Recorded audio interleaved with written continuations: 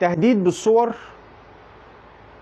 وعمل حسابات وهمية وتهديد أصحاب الصور وسرقة الصور من على حساباتهم الشخصية، التيك توك أو الفيسبوك أو الانستجرام أو الواتساب أو أي وسيلة من وسائل التواصل الاجتماعي. هو ده بالظبط الرسائل اللي جات لي في الأذر أو الرسائل اللي جات لي في الإنبوكس بعد ما نزلت الفيديو بتاع العقوبة في حالة إن الصورة أو إن أنت تاخد صورة حد وتركبها في موقع منافي للآداب أو موقع جنسي. طبعا الموضوع خطير جدا جدا جدا، وأنا هعرض لحضراتكم تحت في الكومنتات هنا بعض السكرينات.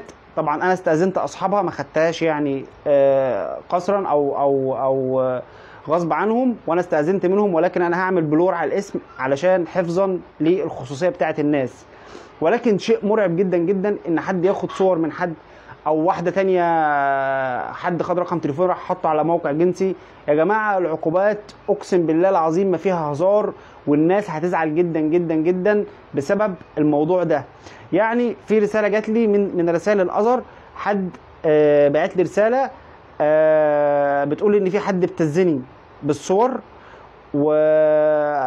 وواحد خد صوري وعامل بيها تيك توك ومنزلها باسمي وكل حاجه. انا كنت منزله صور هنا واجبرني ان امسح الصور من هنا، وهو مسحهاش من الناحيه التانيه. يعني هو الفاجر القادر خد الصور منها من على صفحتها على التيك توك واجبرها انها تمسح الصور من على صفحتها على بروفايلها، هو بروفايلها هي، وهو عمل بروفايل باسمها ونزل عليه الصور.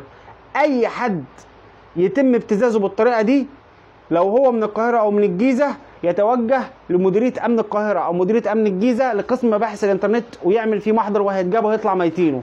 ولو حد في محافظه تانية، اسيوط، سوهاج، المنوفيه، الشرقيه، الغربيه، كفر الشيخ، اي محافظه، يتوجه لمديريه الامن التابعه للمحافظه بتاعته ويعمل فيه بلاغ بان في شخص بيبتزه بكذا او بصور، او مقابل ان هو يدفع له فلوس علشان يسكت عن الصور اللي معاه.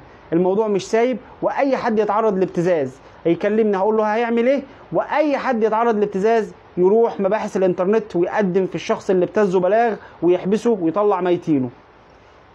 فولو لايك واستنوني ان شاء الله باذن الله في موضوعات تانية ومعلومات قانونيه جديده.